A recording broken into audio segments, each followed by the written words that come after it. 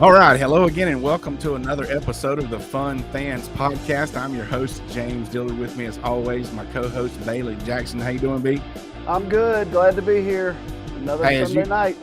Yeah, another Sunday night. Hey, as you can see, we got a special guest with us, softball pitcher Brooke McCubbin. We're going to talk some golf, a little bit of pro golf, and some fun fan style golfing. We're going to give a quick, short update on college baseball, and there's some NIL drama going on, so we're going to talk about that, some hot topics, and we're going to give away some merch. But first of all, the Fun Fans are a proud part of the Fanboys Fangirls Sports Podcasting Network. If you're a true sports fan, the Fanboys Fangirls is perfect for you. Find various nationwide podcasts and other sports media at thefanboys.com and all forms of social media. The Fun Fans Podcast is the official podcast for Clemson fans. And Bailey, what's our official place to dine? Reuben's Food, Sports, Spirits, and Catering, the best wings around, with 2 locations in the upstate, 1083 Batesville Road in Greer, South Carolina. I went right by there the other day.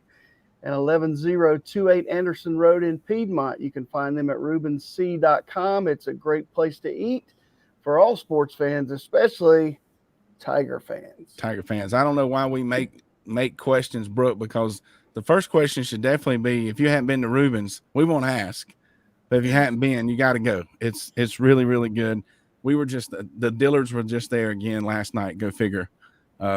Hit that place twice this week. But anyway, we have Clemson. Do they have like a discount card if you go there so much? They should. You should get one. I should get one. Right. Sorry to interrupt you. No, that's fine. Hey, it's all about, we're promoting Reuben's. It's really good, for real. All right, but today, without further ado, we're going to introduce our guest, Clemson softball pitcher. She appeared in 23 games, started 7, finished with a 1.34 ERA through 73.1 innings. I won't get into how they came up with 0.1. Is that 1/3? Really? That's 1 out. Yeah, 1 out in the inning. So I'm a former math teacher. To me, they so 0.3 is 100%. Yeah. Anyway, 39 strikeouts. She held a 5-1 record on the year with 2 saves. She also had 1 at bat. We're going to talk about that from Locust Grove, Georgia, Miss Brooke McCubbin. Brooke, how you doing this evening?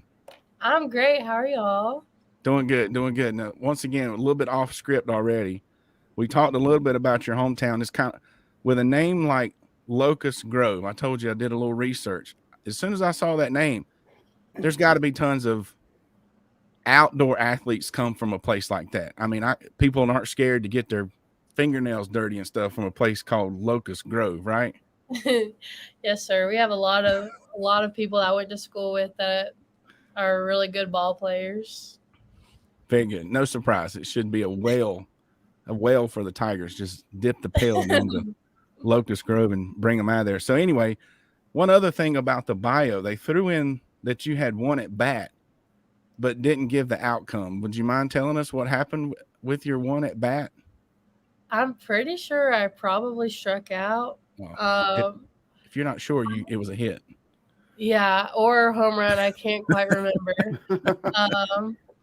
But I don't really get to hit all that often. It's kind of like hey, Brooke goes in there. Like, let's just see what happens. In the fall, I got thrown in there and I hit a home run, and then I hadn't been able to hit a ball since. So yeah, I thought it was interesting. They kind of threw that in there. Had one at bat, but the pitching stats are definitely very impressive for the Tigers this year. So Brooke, you're from Georgia, and where is Locust Grove?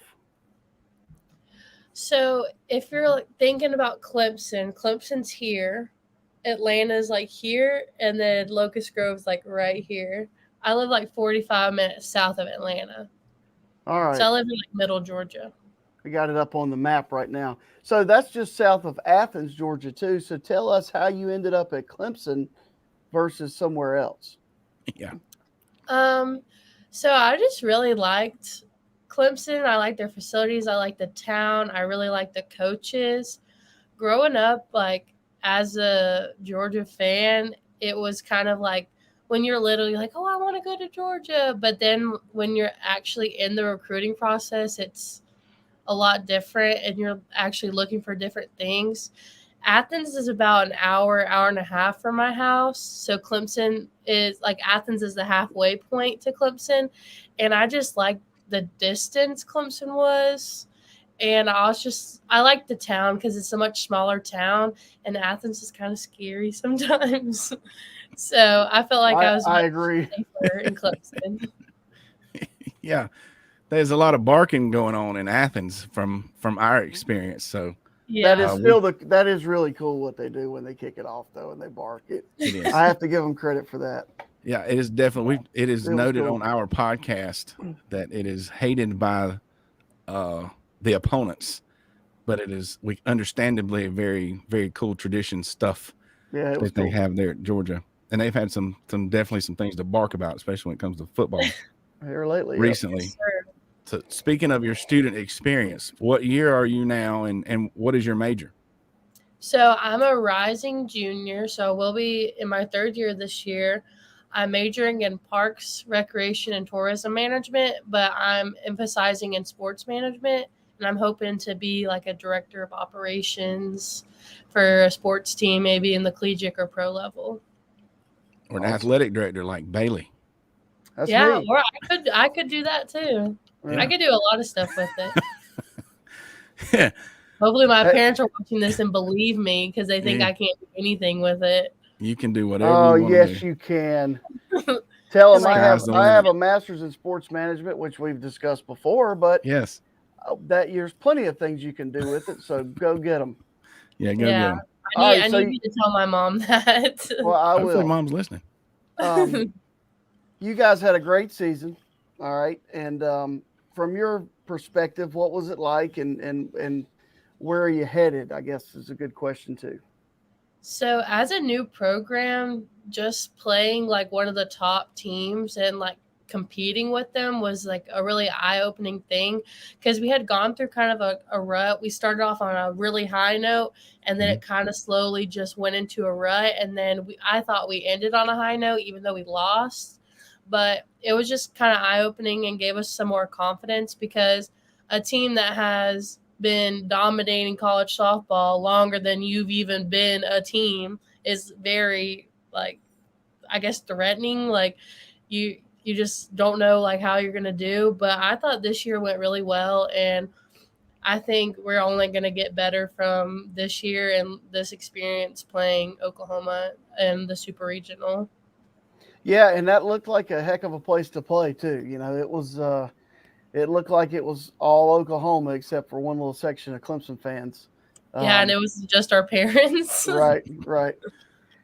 Yeah, that's And you were down to like 2 strikes with 2 outs twice from ending their win streak. But so yeah, it was good. I would agree with you. Definitely.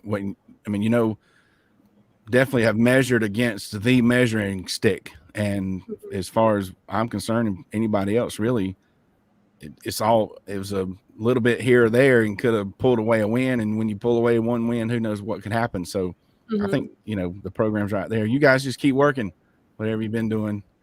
And I'm sure it'll happen. But is there among that super great season you guys had, very successful, there are ups and downs, like you said, is there a moment that stands out? Was there a favorite moment, a coolest moment, or something I know you realize right then that I'll never forget this moment kind of moment? So I think we were playing Furman. I can't really remember off the top of my head. It was a midweek and I got the start and I had a perfect game going into the 5th. And then I had a no-hitter going until the last inning. And with the last batter, I think I had 2 strikes on her, and then she hits the ball up the middle and ruins a no-hitter. And like when they took me out, because I wasn't gonna even pitch the whole game, but I had a good game going, so they let me stay in. And then I got out, and everybody gave me like a standing ovation. All my teammates were like giving me hugs, like even though I didn't even do it. It was just like such a cool moment to see how happy they were to see me succeed.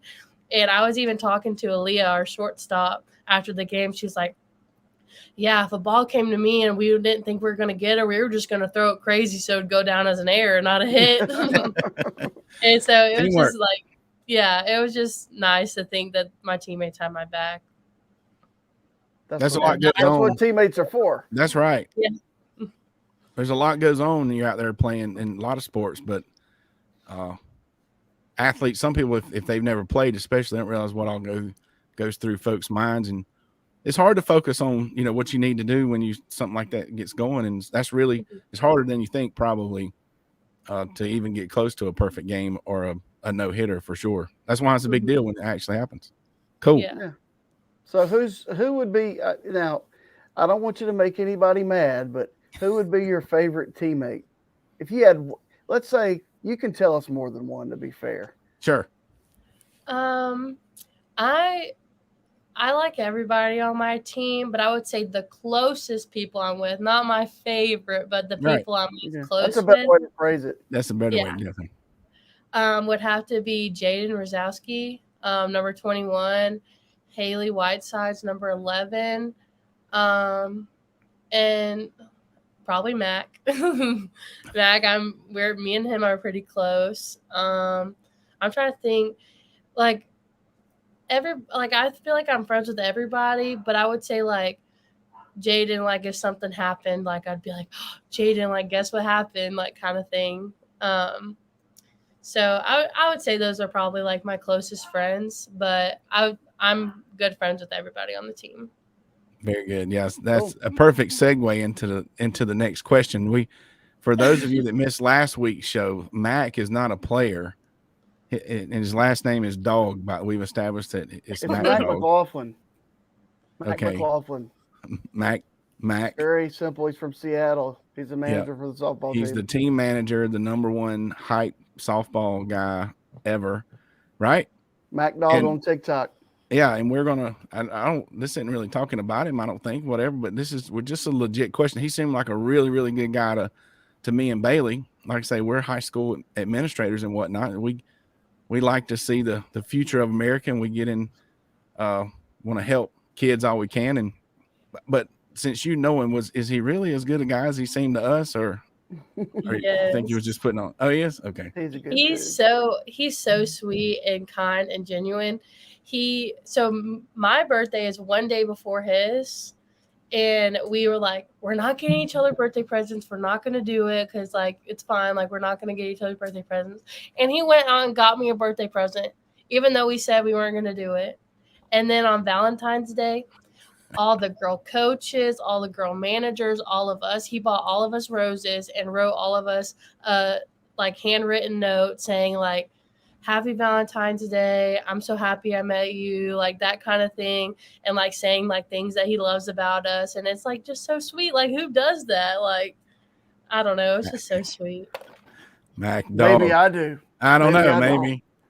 Maybe. I don't know. But we were all like, oh, Mac. Yeah, Mac seems like a good guy. Good job, Mac. I roll. All the other guys are eye roll emoji. If a girl broke his heart, we are all like, oh, after her. Yeah. Keep the bats away from you guys if that happens. Yeah. So you're very busy with softball and everything going on, but do you go to other sporting events at Clemson? I really like to go to baseball games. I love watching baseball. I want to make it out to a basketball game. I'm just so tired, like all the time. Like I just haven't gone. I've been to a few women's and men's soccer games. I love those. I don't even like soccer, but I love going to the games. I can't watch it on TV. I have to be there. I used to play lacrosse in high school, so I really want to make it out to some of our lacrosse games. It's just kind of hard because we're in the same season as them. Right. But yeah. Cool. Very good. Yeah, I don't know if you were with them, but we asked this question of even the former players, and we've gotten some interesting answers because they talk about how they really couldn't because they were too recognizable kind of thing. Mm-hmm. A lot of times because of their size, whether basketball, football. We sat behind PJ Hall and a couple of the basketball players at the first baseball game in the series of the regional. And nobody was really hounding them or anything, but they didn't stay long. But of course, there's pictures of them posted all, hey, look who was here, whatnot. But my daughter and I was at the girls basketball game, playoff game. and you guys walked in.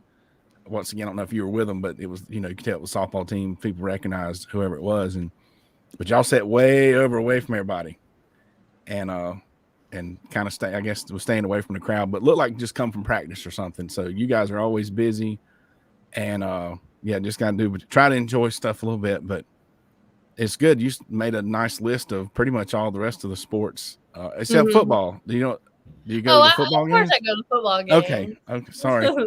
It's a no-brainer. That's a given, though. That's a given. We're in section C. Is that right, Bailey? We're in the C section. That's what we say. So we can remember where we sit. So anyway, look for the fun fans in section C. All right. So everybody has seen the video, speaking of Oklahoma, of those Oklahoma players given, it was after they won again. It's the third time in a row, right? For Oklahoma softball. Repeat. And it was all four, I'm pretty sure it was 4 players, and they were giving all the credit to Christ and their faith. When I looked you up on Instagram, once again, more research, the first thing I saw was a Bible verse, Romans 12:2. How do you think, as an athlete, faith plays a role in the life of an athlete? So being an athlete is it takes a toll on you mentally, physically. And to me, I feel like the only way to feel full is like through Christ and through God. And Romans 12, I have it pulled up right here so I could say it. Do not conform to the pattern of this world, but be transformed by the renewing of your mind. Then you will be able to test and approve what God's will is, his good, pleasing, and perfect will. So I just like to think about that, because some people, including myself, get so caught up in worldly things of like, I got to go to work, I got to do this, I got to do that. And they don't take time out of their day to worship God or be in God's word. And so just that verse just helps me like think about, like, center myself and know that I'm on this earth for a reason. It's to spread God's word. And I love that the Oklahoma team does that, because God wants us to use our talents to serve him. And I think using your talents as of softball as a way to spread his word is an amazing thing. I will always post on my Instagram story like Bible verses and things like that, just because I know I have little girls following me and like the next generation of softball players. And I just like really want to use like the talents that God gave me to be able to spread his word and his will with other people.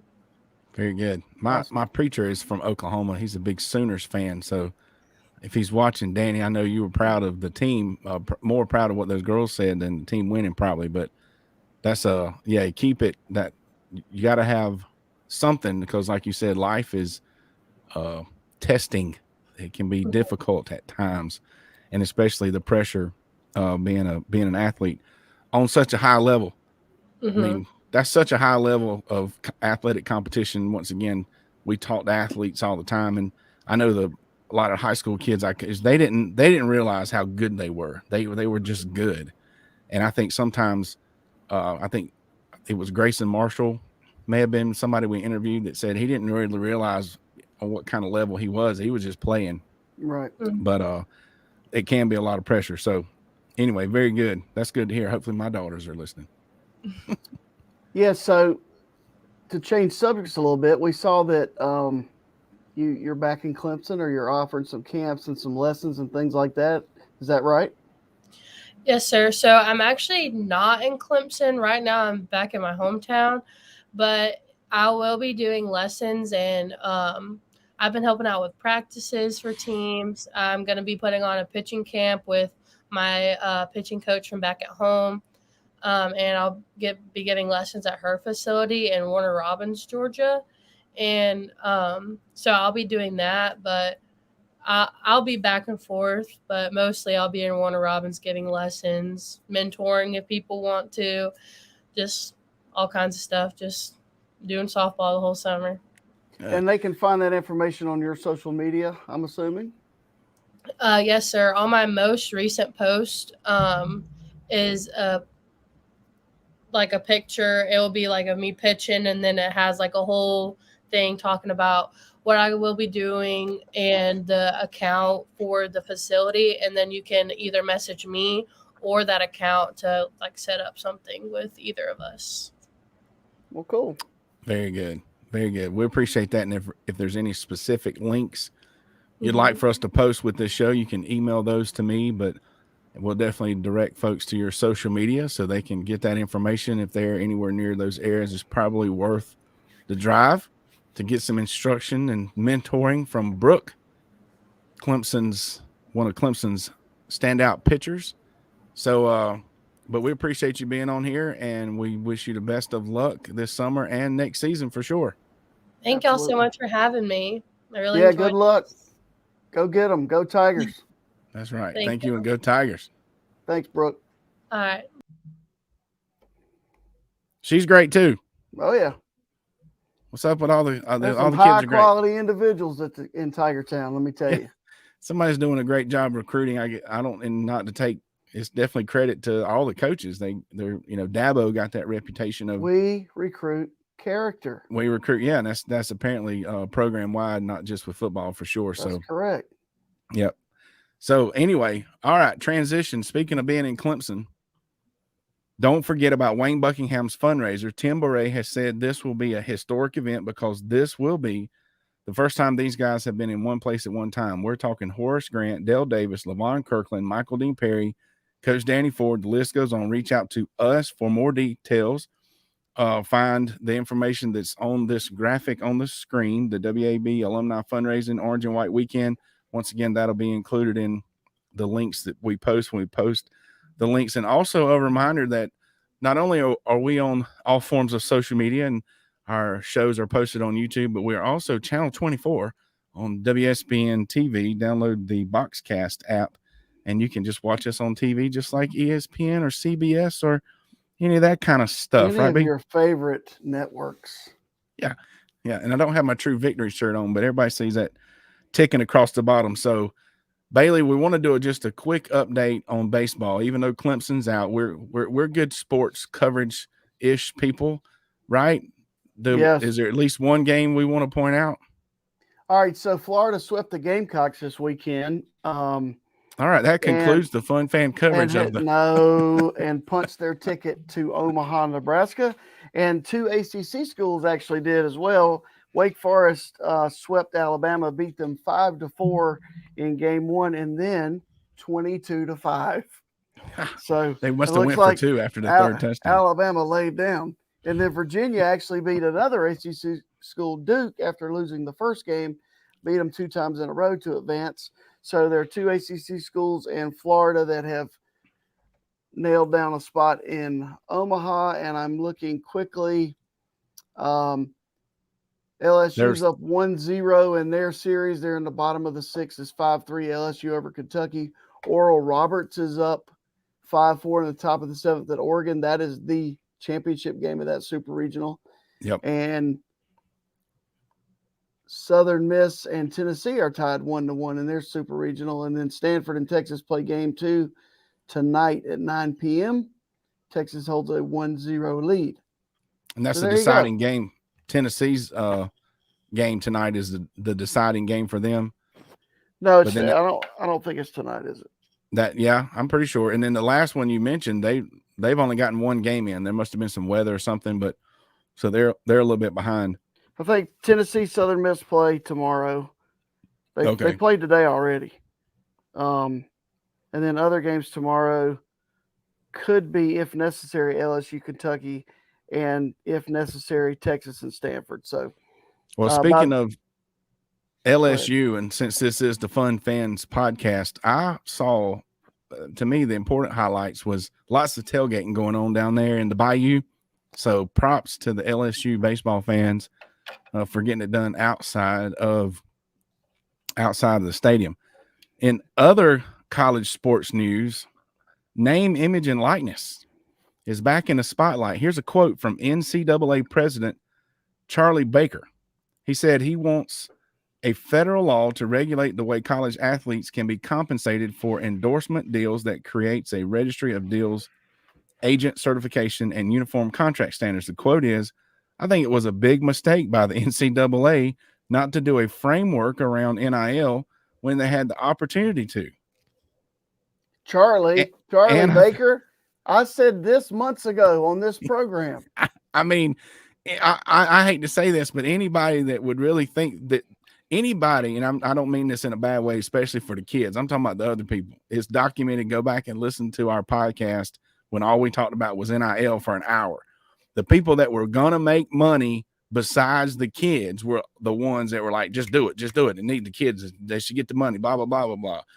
Every other adult in the world knew that there should be some thought process go into this thing. And now we said this back in January, they're going to have to try to back up and punt. But yeah, so that definitely. I said that if the Nick Sabans and the Dabos and those people in this world got involved, that there would be some serious changes made. The problem is it's a state versus federal issue. Okay. I'm an old social studies teacher. There you go. All states are making different laws about how to handle this. So most of the schools that are benefiting from this are state universities. Yep. So there has to be some federal regulation on how this is handled to make it all uniform. Because if you don't, and then at the same time, nobody knows what anybody's getting. There's no transparency. Correct. So that ought to be, if you play at a state school, that ought to be public knowledge. Just like our salaries can be looked up online right now because we work for the state of South Carolina. All right. We knew this was going to get out of hand. Now you continue, and then I'm going to go on another rant. All right. So, and like Bailey's saying, the thing is, whether people want to rein it in or not, the federal at some point, the federal organization that you would rather stay out of it the most is definitely getting into it. The Internal Revenue Service, that the IRS told the NIL to hold my BER.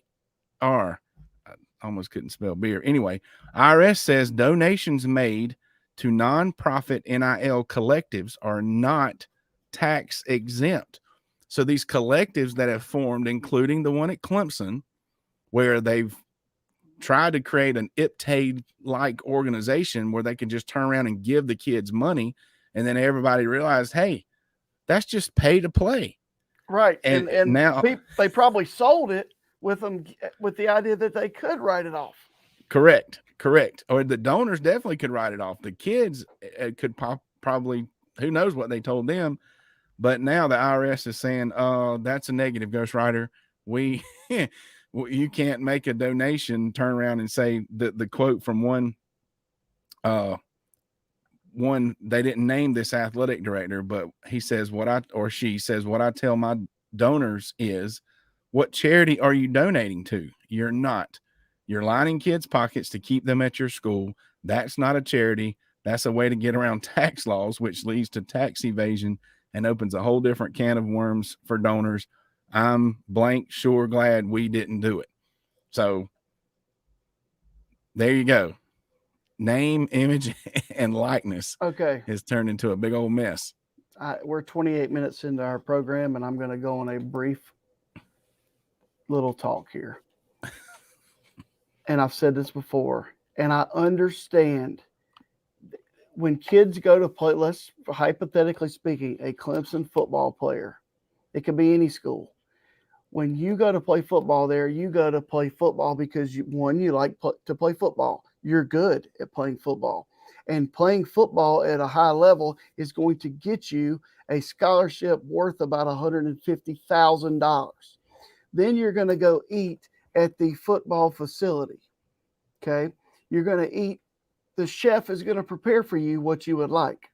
Yes. Every time you go in there, you could drive a golf cart. You could drive a scooter. You could drive whatever. You can go out back and shoot basketball. You can go play putt-putt. You can play wiffle ball in the wiffle ball field. And that's fine. It's fine. But that's I know you make the university a lot of money, but you're getting a lot of money in benefits. Correct. I think. And I mean, people will argue with me. I know they will. That's fine.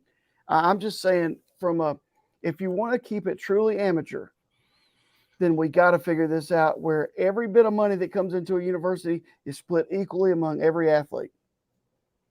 Well, it goes back to, and like I said, we did a show on this. People can go if they want to hear the full hour of our opinions. But my impression of NIL, whether I agree with it or not even getting into that, is name, image, likeness. Kids would get a cut of what the school was selling / making that had their name, image, and likeness. And if that's some portion of the TV revenue, even then so be it. If they make it out on the field, they're like an actor, pay them a small percentage, whatever.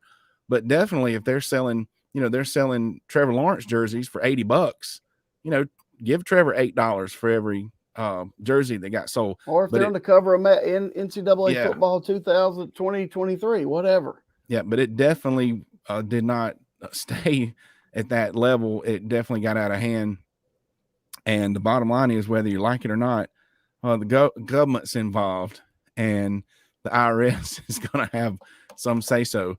And just to make a prediction now, as far as what's going to happen at this point, I think folks at colleges, like you said, the Sabins and other Dabos and other big colleges of the world, they're just going to find another way, right or wrong or indifferent, to what looks, legal, ethical, etc., to encourage a kid to come to their school, is my prediction, until somebody says, no, you can't do that. And they're going to reel it in a little bit more. So that's just my prediction.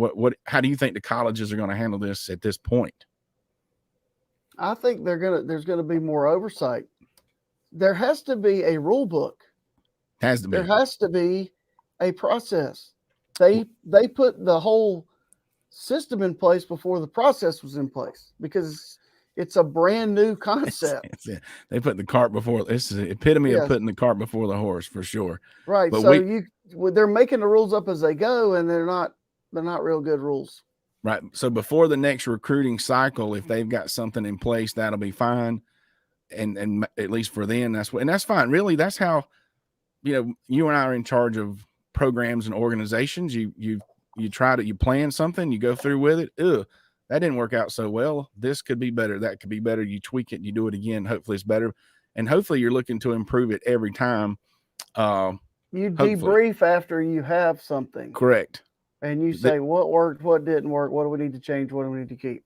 Bingo. Every something brand new, something as big as this should be looked at annually, even if nobody thinks there's an issue with it for at least the next 5, 6, 7 years. But you know what?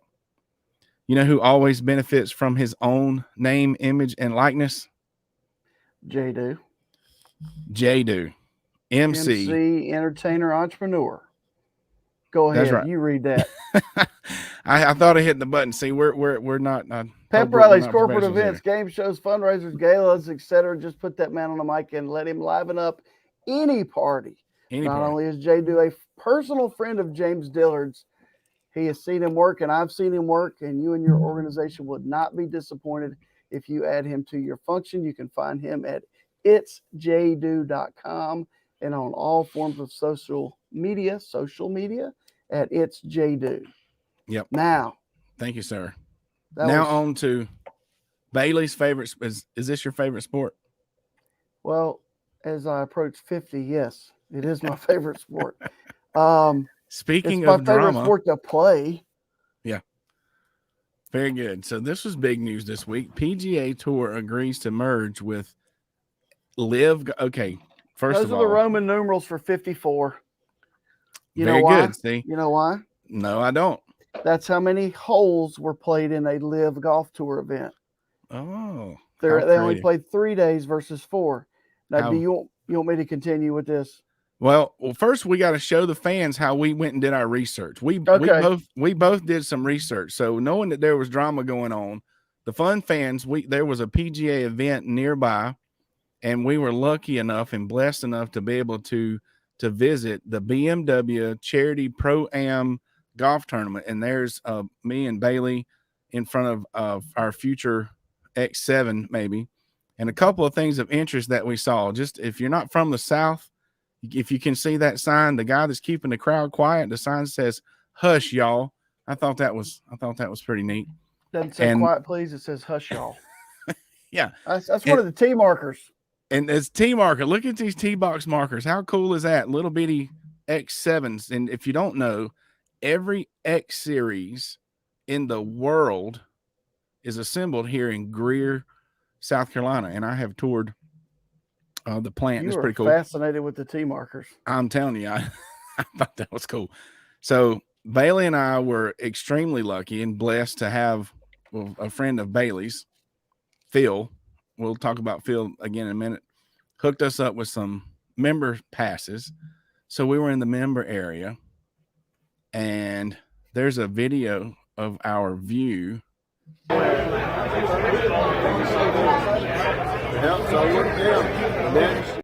So that was our view on the 18th approach as we were watching the BMW Pro-Am. And on-site research, we learned more about the Thornblade member. These aren't really porta-johns. We'll call them mobile restrooms. These are mobile restrooms, okay? I didn't take a picture on the inside for obvious reasons. Thought about it.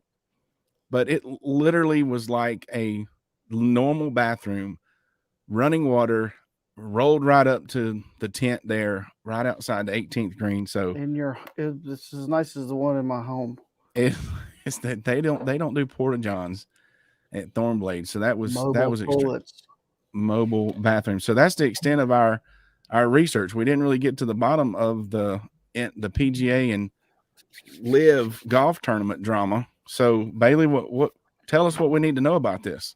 All right, so just for the people out there that don't know, a couple years ago, a Saudi-based conglomerate started a new golf tour with Greg Norman as their commissioner, and they offered millions of dollars to the top players in the world to join their tour. Well, the PGA Tour said, hey, if you join that, you can't play on the PGA Tour anymore. So it's a long story. And, you know, the Phil Mickelsons, the Brooks Koepkas, the Dustin Johnsons, they went and played on this tour. They were guaranteed millions, $100 million. No matter where they finish. Correct. Because they had appearance fees and they had these and different players were given different amounts to sign with them. So like NIL deals. The Saudi Arabian Sovereign Wealth Fund is a fund. The governor is this guy named Yasir Al Rumayyan. Dog. That is worth currently, it's supposed to go higher in the next couple of years, $700 billion. All right. So they started scooping up all these players. And then the PGA Tour was like, oh, Saudi Arabia treats people inhumanely. We can't believe you guys are doing that. There were PGA Tour professionals that said, I'm a PGA Tour guy. I'm going to be loyal to the tour. I'm not going to take the money and run. All right. And on the LIV Tour, they get to wear shorts. There's a party atmosphere. It's this, it's that, it's whatever. It's a fun fans tour. And Jay Monahan's the PGA Tour commissioner, and he has been outspoken against the LIV Golf Tour. Yet in the past couple months, he has been traveling around the world to go meet with Al Rumayyan to organize a joining of forces with LIV Golf. So basically a new company is forming where, yes, Jay Monahan is still the CEO, but the governor of the board of directors is Al Rumayyan. Okay, I'm going to call him Yasser. Yasser. So the PGA Tour has been under all the scrutiny about being a monopoly. They get looked at by the federal government for antitrust violations because it is. It's just like the NFL years ago with the USFL. It's just like baseball's been sued for antitrust because there is no competition for that league.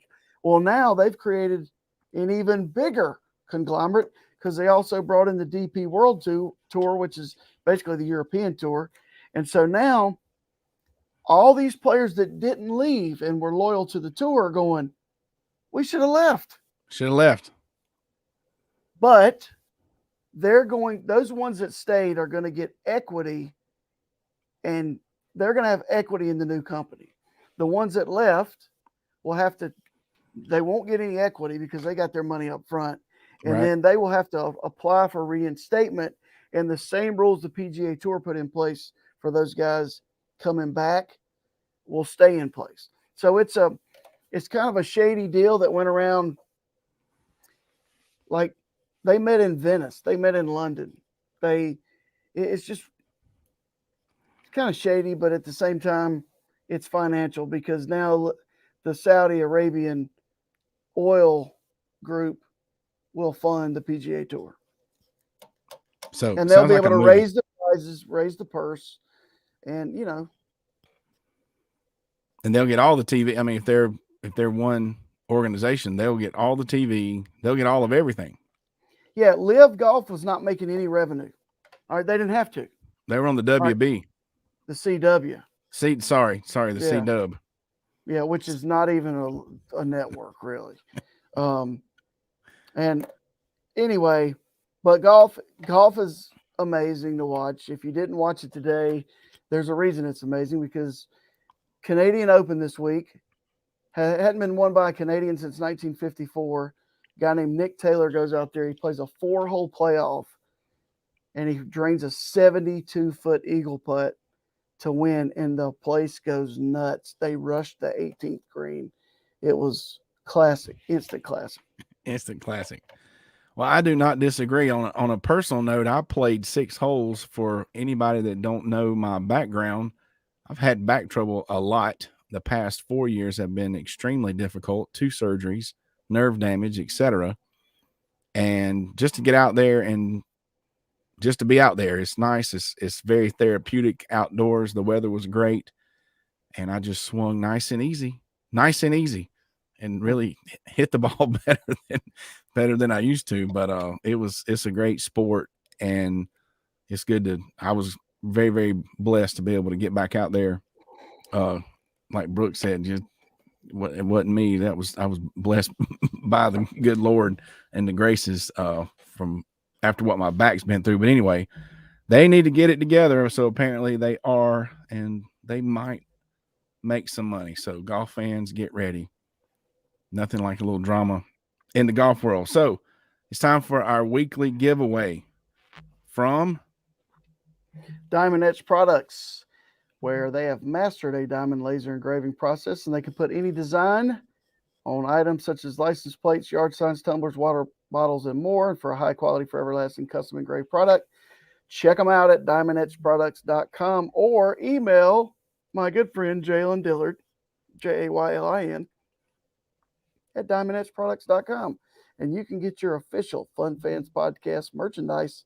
Or they are also now an officially licensed partner with Clemson University. So get your official Clemson swag, that's James's word, swag, not mine, from Diamond Etch Products. Looks good. Yeah, it's good stuff. We're meeting with Diamond Etch tomorrow to figure out a streamlined way to get that out to folks, the Fun Fan folks and the Clemson fans. So it's also very durable, because my koozie yesterday took a shot from an errant football at the pool, and it bounced right back up. It was good to go. Hey, these things are awesome. I've got tumblers and all kinds of stuff going on. So the giveaway this week, I mean, where's my drum roll? Let me get all my stuff. I've been doing fairly good. I'm not bragging on myself or nothing. So this week's Fun Fan goes to Mr. Phil Evett with Team Game On. Tell him why we love Phil, Bailey. Well, I love Phil for different reasons. I mean, he's one of the vendors I work with. He does great work with, uniforms, T-shirts, hats, banners, windscreen, etc. So Phil does a great job, and his whole team at Team Game On does. But he also helped us do our research at the BMW, the Corn Ferry Tour event, where famous celebrities like Larry the Cable Guy were there. Yeah. Ken Griffey Jr., etc. Helped us with our research. For his help, we'll probably send him a koozie and a tumbler. So Phil, I already have your address, and I'll get you a koozie and a tumbler as soon as possible. How can you win? Just share any of our shows on any social media, and you'll be entered to win a koozie or a tumbler, some Fun Fans merch. Reach out to us and on how to participate in Wayne Buckingham's Orange and White fundraiser and get to rub elbows with big time Clemson names. We appreciate all the updates, that interview. I kind of do this at the end, but I already think this is one of the best shows we've done. If you're listening to this show and you got people that hadn't listened, share this show. I think it was a great show. The interview with Brooke was great. Bailey's, insight on NIL and LIV and PGA and BMW and any other three letters. Is it insight or just it's insight? My opinions. We're going to, for these purposes, we're going to say it's insight. Is next week? Is that Father's Day? Next week is Father's Day. So happy early Father's Day, James. Happy early Father's Day to you, Bailey. And I'm sure we'll do something special for Father's Day next Sunday. So don't miss that. Don't miss that one. And thanks for checking us out each and every week. Subscribe on your favorite platform. YouTube, find us at thefanboys.com. All links mentioned will be on the Fanboys, our Fanboy site. And all of our shows are also embedded in that site. We're going to continue to bring you stories of Fun Fans and plenty of great guests posting shows each week. On behalf of the Fun Fans Podcast, Jay Thrilla Entertainment, the Fanboys, Fangirls Podcast Network, and Bailey Jackson. I'll have footage and pictures from Baltimore this week for next week's show. That's awesome. Go O's, go Tigers. Thanks for listening. Yeah.